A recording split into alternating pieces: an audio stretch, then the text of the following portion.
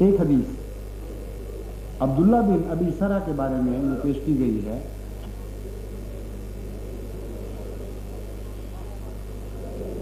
کہ کسی زمانے میں عبداللہ بن ابی سرح رسول اللہ کا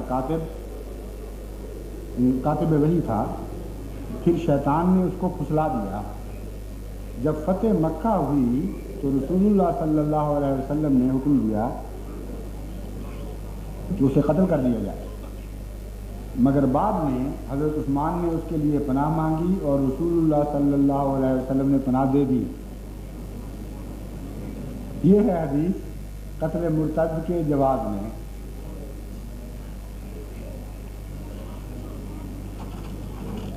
اور کئی باتوں کے علاوہ اس کا پس منظر آپ سے چھپا لیا گیا ہے. دلیل دینے والوں نے زیادتی کی ہے، ظلم کیا ہے. یوں معلوم ہوتا ہے کہ جب اس نے ارتداد کیا اسی وقت حضرت صلی اللہ علیہ وسلم نے اس کے قتل کا حکم دے دیا اور پھر انتظار کرتے رہے کہ کب وہ قابو آئے تو اسے قتل کیا جائے.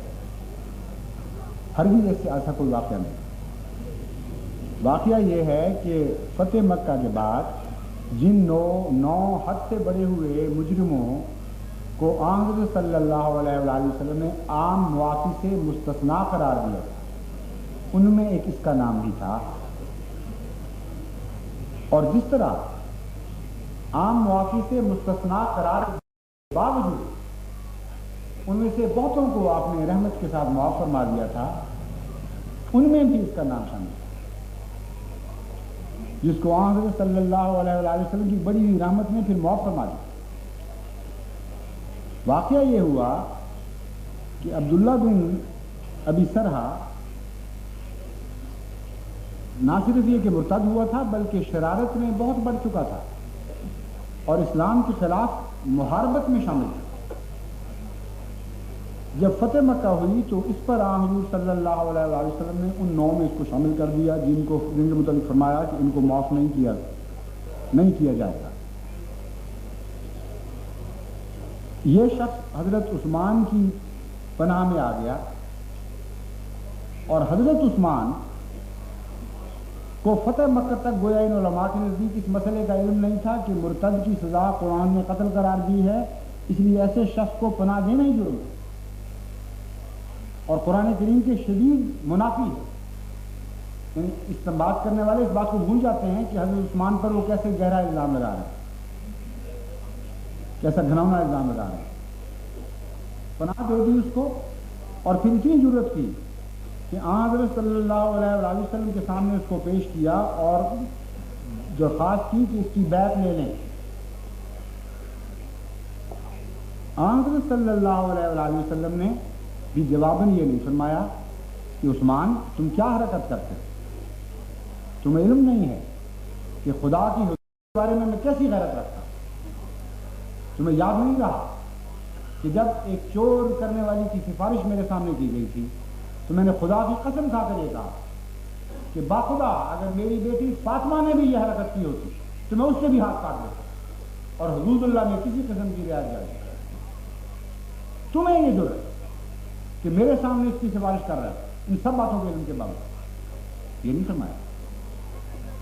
ایک دفعہ جب حضرت عثمان نے معافی کی درخواست کی اور بیعت قبول کرنے کے لیے تو آپ نے منہ پھیر لیا. دوسری دفعہ پھر درخواست کی پھر خاموش رہے. تیسری دفعہ پھر درخواست کی پھر خاموش رہے اور چوتھی دفعہ جب درخواست کی تو ہاتھ بڑھایا اور رحمت اللہ قبول فرمایا. یہ ہے واقعہ جس سے قتل مرتد کا استنباط کرنے کی یہ علماء آج کے علماء جسارت کرتے ہیں. انا للہ و انا الیہ.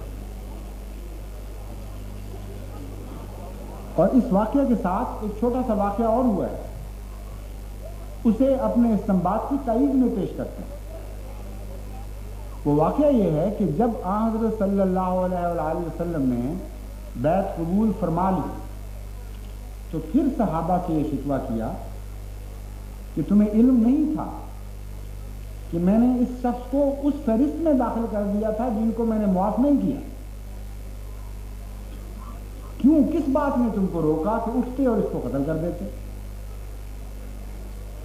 2 बार ऐसा हुआ, 3 बार ऐसा हुआ, मुझे बताओ तो सही।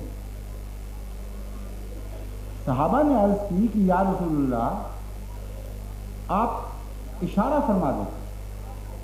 आपने फरमाया ये रसूल की शान के खिलाफ है कि वो आंखों की खयानत में वो कब्र करे, जो बात करता है साफ करता है, खुली करता है। यानी अगर मैंने उसको मरवाना होता तो मैं तुम्हें कहता कि मारो, मैं हरगिज़ ये बात नहीं कहता। ये इसमें बात भूल जाते हैं और उससे एक टेढ़ी बात निकालने की कोशिश करते हैं।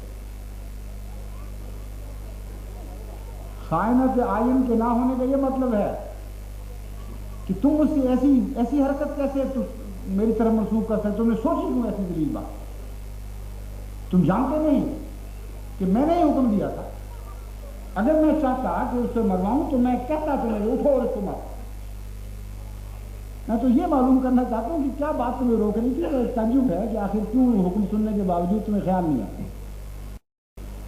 और अगर वाज़ेह हुक्म होता कुरान करीम का तो हज़रत सल्लल्लाहु अलैहि वसल्लम हदूद में रियायत करने वाले थे। एक लम्हा के लिए भी सवाल नहीं पैदा होता था कि आप रुकते, फौरी तौर पर उसको कत्ल